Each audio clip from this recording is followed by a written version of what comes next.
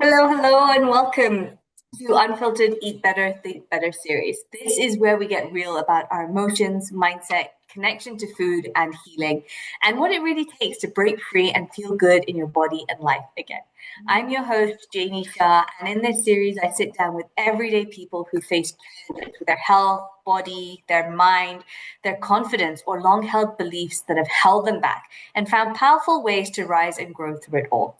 These are all real stories, no filters, no fluff, just raw conversations about what they struggled with, what actually helped, and how they transformed from the inside out.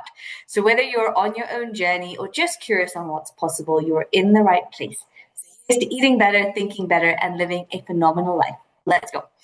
And today's conversation is one that I am really looking forward to. I am joined by Carol Williams. She is also known, but you can correct me if I'm wrong, but also known as the Green Goddess of Productivity.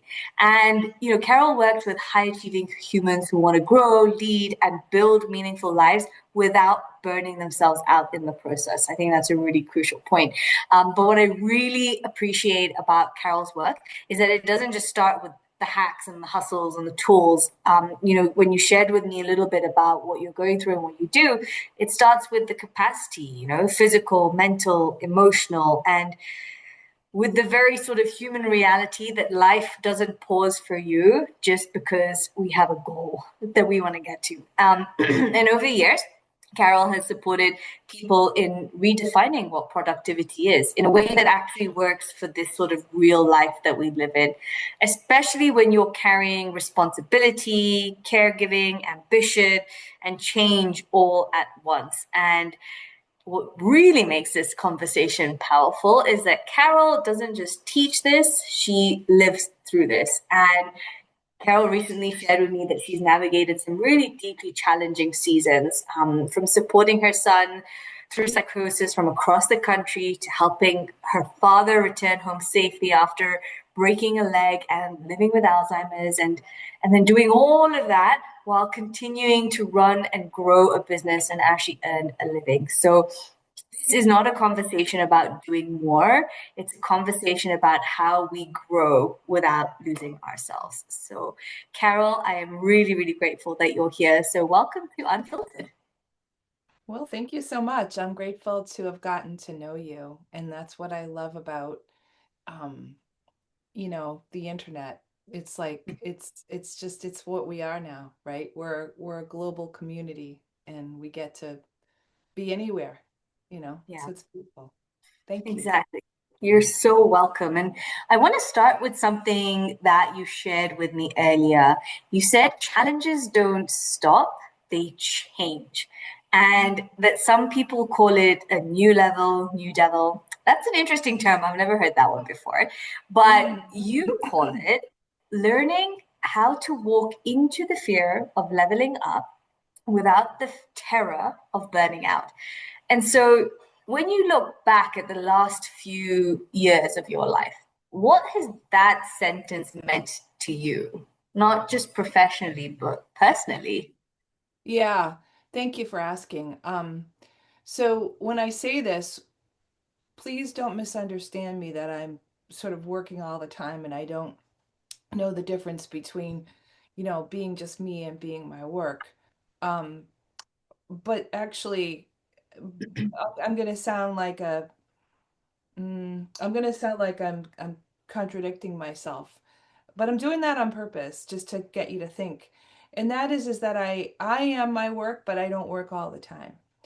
So I think your question had to do with, not just at work. Okay. So if I had a job that I went to, and I did that for many years, really my whole life up until my mid 40s. So there you are. But it's a lot different because you leave the house and you go there, and then you come home, and now you have home. But when you're your own business, and particularly, I think, when you're a coach, every coach that I know that really understands him or herself teaches what he or she has most recently learned. So I actually can't break those two apart because every time I move up and move, up the upward spiral, so to speak. New level, new devil, if you wish, however it is. New level, new angels too. It the the soup, the mix of all of it becomes different. The ingredients and the challenges might have like a slight different flavor, but they're all mixed up. So what was the question again? Yeah, just kind of understanding this, that challenges don't stop, they change. And what that has looked like in your life in the recent From the years. beginning or just the last few years? Because you kind of said the last few years. Whatever you feel called to Yeah. share. All right. Good. Thank you for asking. So I really loved listening to the last episode. So if anybody's interested, it'll be the one like in sequence right before me. That man was really impressive. He was, 24 years old. He was quite wise.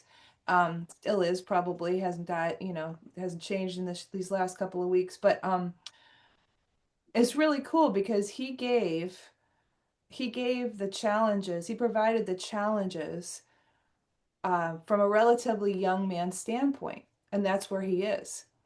Now I get to tell you that, like I'm in my late 50s, okay? So I have a different perspective. My son is 24. He would Yeah. actually be a great podcast host, and sorry, guest actually. He's guested on podcasts and he's going to be writing his book. He just told me some amazing things. And he's learned so much. But every time we we go through something, we learn something, right? So to the first chapter, I guess, of my life would have been, I don't know, growing up and going to college. That's kind of one chapter. And I don't think I had too many big challenges then. I just Right. did my thing, and then came a really big question like, do I say yes to this man who asked me to marry him? And I mean, on it, so I think here's one thing. It's a tip. I'm going to just throw it in. Always listen to the voice inside. Listen to your knee jerk, listen to what's there. Don't second guess it, right? Your intuition, it's always right. My intuition said no. My knee jerk said no. The words came out of my mouth said no. And but then I second guessed myself and I wound up marrying the guy.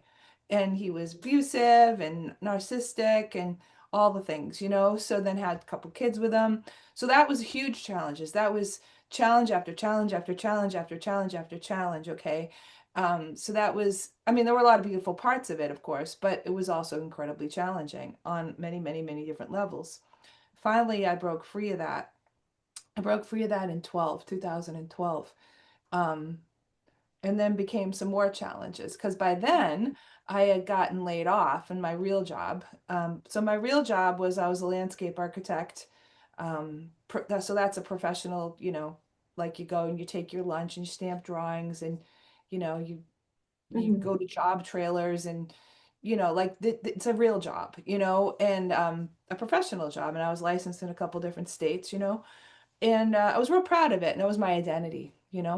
So so that was a pretty big challenge because then I not only lost my job, which was my identity, but then I actually chose to separate, and then he kind of chose to get divorced.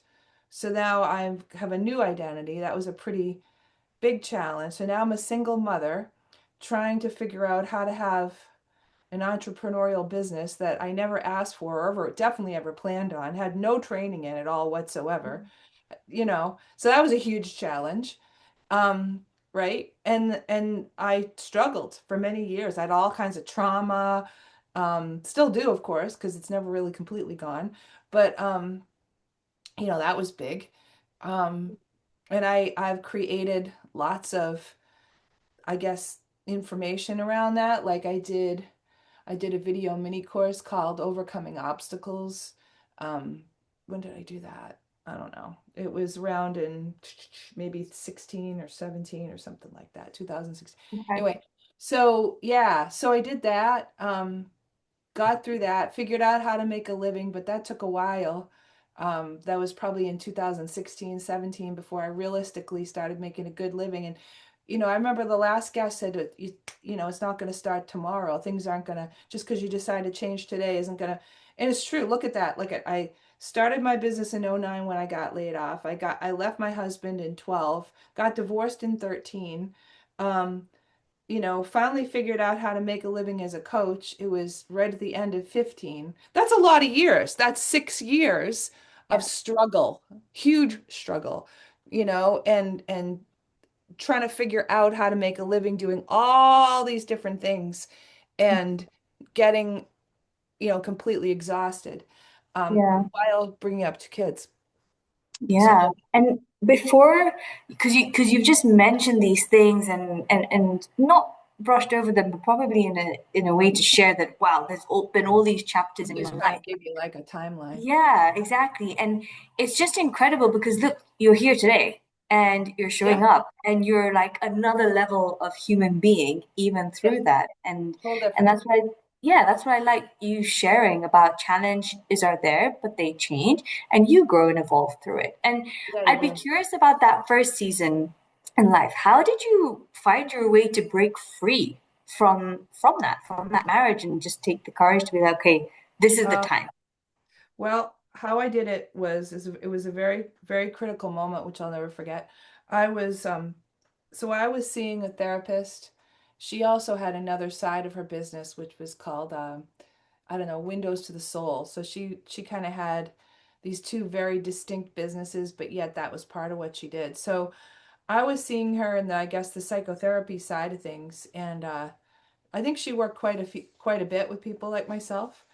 Mhm. And I had a big, I'm giving you this background to help you understand just how difficult and important this decision was and how I made it. Okay. So I came from um, a traditional Catholic, background where my deep belief was once you get married, that's it. Like you don't mess around with that. You're married and that's the two become one, the whole shebang. Better for worse. I took that very seriously. So I took that very seriously. And I didn't want to leave. Plus, on top of it, the other thing you got to know about toxic relationships in this way is what happens is the abuser or the narcissist slowly but surely takes his or her, because it can be a woman, um, victim, and they slowly but surely sort of suck the marrow out of the human. So you don't even, so you as the person who's, you know, with the other is you don't have any of you left. So it becomes very difficult for one to treat themselves the way any normal person would treat themselves. Right. So she was, so going back to this moment, she was doing her best to kind of get me to understand and stick up for myself. That's my memory of it, especially now understanding more about how this stuff works. And she can't straight up tell me really. I don't know really what coaches can't tell people what to do, but I Yeah. don't even know what therapists can, because I don't know, because I'm not a therapist, right? So, but one point she had me consider this book. Well, first of all, if anyone's listening and they're in an abusive relationship, and what that means is you can never do anything right. And that was a big, just FY, this is kind of like a public service announcement. Um, if you're saying, God, I can never do anything right, go check out your local hotline, because most likely that's where you are. But at any Right. rate, there was this book called Why Does He Do That by Lundy Bancroft. Great book, highly recommend. Anyway, we were working through that. There was this other book, and it was called about the something about a healing separation, and that's what she was trying to help me get to. And she said, Carol, and so now it's the point. Here we go. All this to lead up to. She looked me in the eye and she kind of took her glasses down and she said, Carol, if you don't leave for you, leave for your oldest son. Because it was getting so bad that it was at a critical moment. And when you're steeped in pollution, you don't smell the smoke anymore.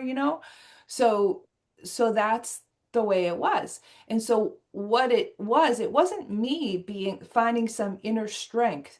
It was me being smart enough to know that I needed something and going and doing the something that then led to something else, right? Yeah.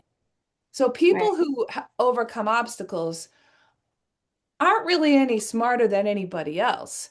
They just choose to take a small step that then leads to another step because there's exactly no way you can know what what you want, what's good for you, or what's going to happen.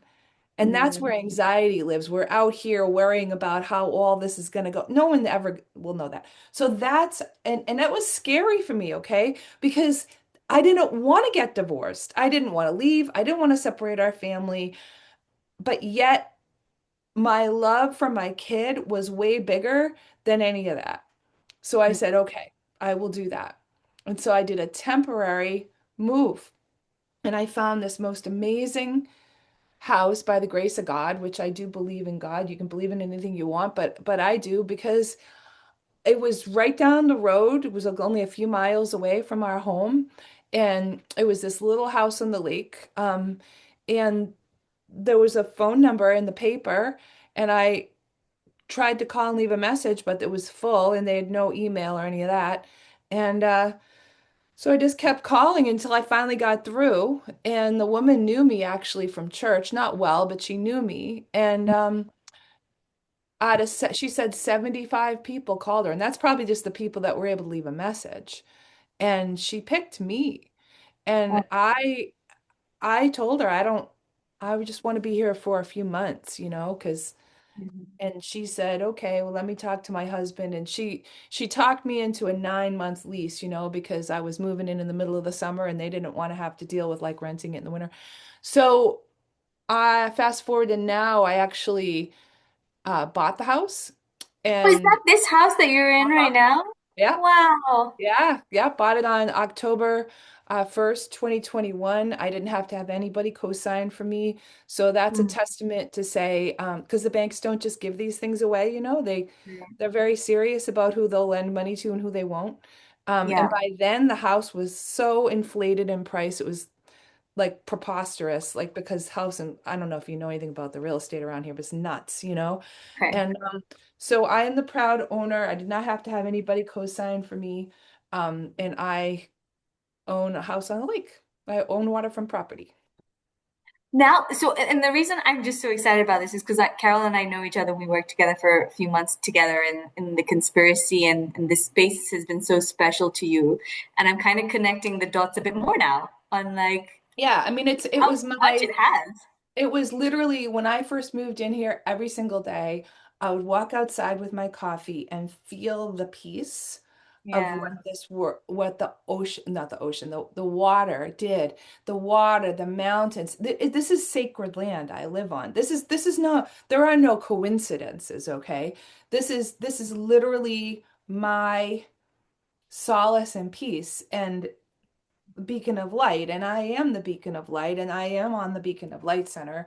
And that's why it's so important that this land remain as long Yeah. as it's meant to remain, because this is where it all began, Hmm. you know. Yeah. Wow. I love that. Getting chills now because I'm connecting all the dots from what you're sharing. Yeah. Amazing. And then you moved into this next season of your life where it was, wow, okay, now I'm a single mother. Now I've lost that job that was my regular income, and I'm going to become an entrepreneur and do what I got to do. And that was a long number of years. What did that season look like for you? And what was maybe the heaviest part of carrying all of that at once? The heaviest part is to try to interact in a meaningful way and a loving way with my children who both had their own level of trauma. And Mm, I am sure that I did a mediocre job at best because I can't even begin to explain to you. So it's between that and then on the other side of it, sort of pretending everything is okay to the outside world because, you have to if you're trying to be self-employed, that means by default you have to be upbeat, positive. No one's going to hire you if you're depressed and under a rug somewhere. So you really have to, and that takes a lot of energy, okay? So the hardest part was, navigating, let's see, the constant barrage of my former husband, just I don't know if how much you know about narcissists, but they love to play with their victims. The best thing you can do is to not engage. And Right. I kept being told, don't engage. And I kept saying, but I have to. We have these children together. And anyway, finally I stopped several years ago. Fast forward several years, and that's the best thing I ever did. So there's another public service announcement. If you're trying to disengage with a narcissist, really truly you gotta just seriously disengage and recognize where all your triggers are, and don't allow yourself to be triggered. And if that means reading an email and not being able to read it because that's the way it was, just don't respond. Have somebody else help you, you know? Um, yeah. I had a really amazing, I went through several attorneys, and I know you're a former attorney. The best attorney I ever had was the last one I had, actually the second to last. But unfortunately, she retired. Barbara, oh my gosh, she was amazing. Barbara, what's her last name? Griffin. And she was a former like licensed social worker, Mhm. and she knew the kind of person I was married to. And and I had her for several years because believe me, they love to keep you in court because if they keep you in court, they keep you engaged in their bull, Right. Yeah. you know, and they just love it. They love, love, love, love, love playing with you. So, if they can't get it one way, they'll get it the other. Thank you very much. But Mm. but anyway, she's like, Carol, I gotta say, this is one of the worst cases I've ever seen. And I was like, and then towards the end, she congratulated me because she saw me through many years, and she's like, you're really good with this now. And I'm like, thank you. Because it was a lot of healing I had to go through. I mean, Yeah. a significant, significant amount. Right. And I still get some trauma responses on different things that don't make sense. Like I just got a phone yesterday, and it was like the second phone I got. The first phone didn't work. And I talk about eating. I totally noticed myself. I had emotional eating. I had to go, and I was trying to like see if it worked, and I'm feeling myself, and I grabbed like the chocolate mini eggs, which are coming out now. I love chocolate mini eggs. And I'm like eating them, and I'm like, wow, I am so stress eating right now. I'm like, give me the mini eggs. yeah. But I totally do. Like at least I'm recognizing myself, Yeah. Aware It's of it. I don't shame, oh, you're such a bad person for eating the chocolate. No, I'm not a bad person. I'm just choosing to make myself actually feel better because I'm freaking out right now. Yeah. Exactly. So, you know. So anyway, that it never Yeah. ends. It never ends. Why do I Yeah. get I so think that, freaked out about an iPhone? But I did, because yeah. it just I But I have think that trauma, you know? I think the difference is to celebrate the progress and that the intensity of it probably changes. Oh yeah, The but you're not responses really. changes, right? Yeah. And the length of time in which you experience that feeling changes Oh as yeah. well. I would assume it reduces. I literally could not read the emails. That's why I need people are like, oh, you should go pro se. It's a lot, less expensive. It's like, except I can't read the emails. Like I can't read them. Like my brain could not take that in, like and process it. Right. So I had to have somebody help me. So I was Yeah. literally a hot mess for many years. Right. And the fact that now when you're talking about it and you're laughing, you're at Yeah, a you know what place where happened? you're okay with it. Do you know what Ho'oponopono is? No. The forgiveness work. Ah, So, I love you. tell I'm me more. sorry. Please forgive me. It was the time where I truly not only forgave him, but I actually began to appreciate the journey that Mhm. I was no longer a victim. Mm. right? And that's a turning point. Yeah, I In think. that moment doesn't mean he's not annoying, but he's not annoying anymore because I stopped talking to him. He started realizing that he wasn't going to get anywhere. Plus, the kids are older. But that's what it is to rise above in some way. And it's usually forgiveness work. Mm. It's what it is. It's forgiveness work. I forgive you. I love you. Please forgive me. And then becoming appreciative, like gratitude. When you're grateful for something, you can't be in fear. Like you Mm. can't do both. Yeah. So, and people are like, how are you appreciative? I'm like, because if I was still a landscape architect, if I was still doing that work and married to that man, I believe in with my whole heart and soul that I would have an autoimmune right now. I would not be in the health I am today, and I would not be anywhere near the person I am today, to say nothing of the level of blessings I provide through the work I do each and every day that then go and bless the rest of the world. Like I am here, Mm.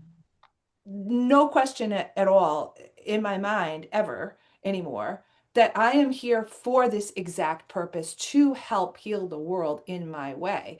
And by working with coaches, right, which is what I do, that means that other people then too. So, like, I help the light get spread like that. That's why I'm the beacon of light. Yeah. Wow, I I'd love that. never be And able to do that. I'd no, never be able to exactly. do that. Yeah. And that's And bad for the world. I was a good landscape architect, but nothing compared to this. This is it. This is why, literally why I'm here this time. So thank yeah. God I got divorced. Thank God I got all that shit. Like because Mm. if not, I wouldn't be able to do my great work in the world. And what would that even be? I'd just be existing, like taking up space. Yeah, I love that. Those are two huge, powerful words, gratitude and forgiveness. When you can pay gratitude and reduce perhaps, someone hearing this now, you can reduce that length of time in which you hold on to this anger or whatever emotion is that you're holding on to, and look back at the sequence of events and just pay gratitude. Find the slightest moment of gratitude Yeah. because it is where you are right now. It can help soften the whole thing and help you move forward. And then the second, forgiveness as well. This is something huge that we do even with emotional eating, with food, with your body. It's something I bring into almost every aspect of my coaching and programs is we've got to be able to forgive ourselves for our past mistakes of, oh my God, like why did I eat that stuff and now I've put on all this weight. No, we've got to forgive. If we don't forgive, we're just holding on, holding on, holding on. So I Yeah. love that you shared those two because it's played a huge role in your journey. Um, I was told recently to invited to love the part of me that I want to release, like that I don't want. Like the yeah, part of me like, oh, that part of me. It's like, no, no. What if you just chose to love that part? I'm like, ooh. mhm, yeah, It's an upward spiral of goodness. You know, it's new yeah, level, new devil, that's true, but it's also I won't say ascension because I'm not like that level of holy, but you know, like it really is like we just keep realizing that there's more the more we go. yeah, yeah. I love that spreading the light. There was something else that you shared with me, and that was you said you have got to put yourself above all else and practice ways to access yourself. And a lot of people hear this term, put yourself first, and then they immediately feel guilt or resistance or fear towards that. And Yeah. so I'd love to hear more thoughts on that from you. And when you say you matter, what do you actually mean in real life? Oh yeah, sure. One of the latest things I've done, because like most coaches, I'm a lifelong learner, is I'm just about done with a really cool take on human design, which is human design gene keys. And so I learned that my uh, up here, it's what they call an undefined center. So what that means is that I have an open mind. And what that also means is because I have an open mind, an open third eye, an open throat chakra, an open heart, all these things are open. is that I am very much an empath. And I always knew I was an empath, but this just gives me one more thing. And so my superpower for that is that I can see what other people can't. Like I can literally, like, I'm not suggesting I'm going to get into your mind because that's not what I'm saying. But like in my clients, I can really relate and feel into how they are. But the bad part about that is I have to really watch who I'm surrounding myself with. So especially when it comes down to my kids, my best friends, my partner, anybody like that, I have to literally remember to consider myself. And not only that, I actually have to figure out what I want. Yeah. That's what I'm talking about. Like, I have to remember to take time to just think about me. Like, that's Mm-hmm. big. I just came up with, like, I just realized that I didn't know to do that in the last few months. Mm-hmm. That's big. Yeah. Wow. So I now take time. I now say, nope, I'm not going to decide that. Good example, just real life example. Small one, but still significant because these practices. So we are going to Costa Rica at the end of next month. Super excited because guess we invested in a goddess temple, which is very exciting. We're going to sleep in the domes. Very exciting stuff. Really off the charts, right? However, so we're going to sleep in the goddess temple, so in the domes for four nights, and then we have 3 other nights, and we were trying to figure out where we're going to stay. It was Mm-hmm. down to a couple of places, and we picked the bigger place. But then when we went to Airbnb, Airbnb doesn't tell you like where you're going to stay until the last, and it was Right. way on the north side of the beach, and we're like, oh wow, it's right on the beach. That's amazing, but it's kind of further away. And I had to take the next and I said, well, I want to think about how I feel. And it's so hard for me to think about how I feel when we're in bed, sort of looking at the phone, like thinking about, because like my normal is to want to meld into my loved ones because when they're happy, I'm happy. Right. So, and that's my normal. So for me to just think about me, I literally can't do it without being like by myself. Mhm. So I have candles, um, journaling, meditating. Like I have to just feel into is the best word I could use. What do I want? And then I have to be bold enough to say it. Mm. That's considering yourself. That doesn't mean you're not considering someone else. It means you're Mhm. actually thinking of you as part of the project. That's Yeah. big. Do you know how many people pleasers I work with? Like all of them. So it's really good to know that it's not about a spa day. It's not about taking time for you. It's none of that. It's actually thinking, what do I really want? And can I say it? Can I know it? Can I just say, hey, this is my vote. This is how I feel. Let's have a conversation. I'd love to have a conversation. You can just be very matter of fact. You don't have to be a bitch or something. You know what I mean? You can Mhm. just say what you want. And it's hard to remember. Yeah. Why is it so difficult for some of us to know what we want and then just say it? Why is it so difficult? Why is it so difficult? Well, for me, not to blame another person, but there's something about being with somebody for 24 years that is kind of self-centered. And when you don't do what he wants, you will get punished. And I'm talking about punished. So that starts to become some of your cellular makeup. Yeah. Okay. And so that's a real thing. Combine that with just kind of my growing up. My growing up was I didn't have a lot of boundaries. My Mhm. dad was a super duper empath, and he was my version of what love was. So I'm now putting it all together and realizing that I started there, got myself into this terrible toxic relationship, Right. and then now I'm learning about my human design that I have these undefined centers. So my makeup is that too. That's why. Because it's how I was conditioned and how I was born. That's why it's so hard. Yeah. And the hope there is that you can redo that conditioning because you're at a Right. space now where you can consider what you Right. want. So it's good.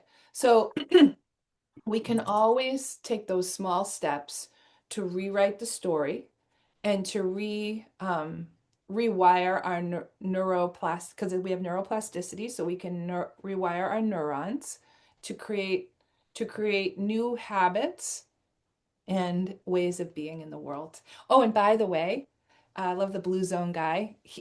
Where we're going in Costa Rica is a blue zone, the Nicoyan Peninsula. This was, for anyone listening, this was the Irfan episode. Um, Yeah, it will be not the one right before this, but this was Irfan's episode. Yeah, I love that too. yeah, yeah. Yeah. Very, And because this we is read the whole book. amazing. Yeah. And there was a Netflix show on it as well on the Blue Zones. But yeah, I appreciate what you say as well, is that you have reflected and you're aware that it was this past conditioning from your childhood, your dad, their relationship, all of that stuff led you to now believe, well, no, I can't, say what I want. And what I want doesn't matter. So why even say it in the first place? And I think that's where this whole rewiring really can be so powerful, when you can understand that you do have neuroplasticity, that you can change those connections, you Yeah, can change the meaning, you can share and now believe that what you do want matters and that you need to consider it. And that's part of the work in the rapid transformational therapy as well, is kind of yeah. going to that space. So if someone listening feels like, I never put myself first, or even when I think of putting myself first, I feel guilty and therefore I don't do it, what would you gently perhaps challenge them to consider? I wouldn't challenge them at all. I would say, it's okay. Mm, Oh God, if nice. I put myself first, I feel guilty. Okay, beautiful. Dive into that guilt. Feel it. Feel the feeling of feeling guilty. Is that how you want to feel? Well, no, da, da, da. Okay, cool. So, how do you want to feel? Mm, How do you want to feel? yeah. Well, I want to feel peaceful, happy. I want to feel like I matter. What's one teeny weeny, itty bitty, almost imperceptible step you could take that isn't too hard or isn't too difficult or isn't with too much or isn't a challenge? I like to say if the step is too big, make it a pavement change. Go from concrete to bituminous like asphalt, or from grass to brick. Like, right? Don't make this big step that you have, okay? Make it small, easy, gentle, loving, and fun. Do that and do it as much as you can muster. Ask people to help you, people you love, people you know aren't going to shame you or look down upon you. Your real, true blue friends, because you've got them. Yeah. Open up, share, be vulnerable, allow love in, and you will eventually get there. Mm. Yeah, I love that. It's just creating that space for awareness and self-inquiry, and then Yeah. taking the step that you feel comfortable with. That's it. Um, yeah, I love that. And know that it's hard. It is hard. And you get to love the part of you that you don't like. That's Mm, big. Because so many people spend their lives hating certain parts of themselves. And now we're mhm. hating ourselves. Stop it. Love it. Love yourself. Yeah, That's what loving yourself is. Loving all of you, warts and all of you. exactly. Every part of it. Wow, I love it. Wow, Carol, as we start to kind of come to the close of this conversation, I just want to say thank you so much for sharing Thank you. so openly about what you've gone through and what's helped. And it's so wonderful to see where you are right now, smiling, shining. And, that doesn't mean every day is perfect and every day is a great day, but No, not at it all. means yeah, it means that life can still be good. And, Yeah. you're here. And there's a question that I ask every guest on the podcast, and that is, if healing had a voice, what would it say to you today? If healing had a voice, healing would say, I'm with you. I've got you. You're safe. I love that. Yeah, perfect. And if anyone resonates with your story, where's the best place that they can find you, Hmm. and connect with Yeah, you? sure. Unscatterme.com, UNSCATTERME, unscatterme.com. If it's okay with you, I'm gonna give you a link for one of my newest guides that I think is really helpful to coaches, you know. Perfect. So if you want to put that up, you We can. will add that to the show notes. Yeah. Thanks. Awesome. Thank you so much, Carol. Thank you for being here. All right, for everyone listening, if this conversation resonated with you, helped you, or made you feel seen, please be sure to hit subscribe so that you never miss an episode. And come join our free Facebook community, Eat Better, Think Better. It's where these conversations continue and where you'll find real people walking the same path. And if you're ready to go deeper in your own journey, whether it's healing your relationship with food, shifting your mindset, or breaking free from beliefs that are holding you back, you'll find more support, resources, and ways to work with me at www.eatbetterthinkbetter.com. So until next time, here's to eating better, thinking better, and living a phenomenal life. Let's go.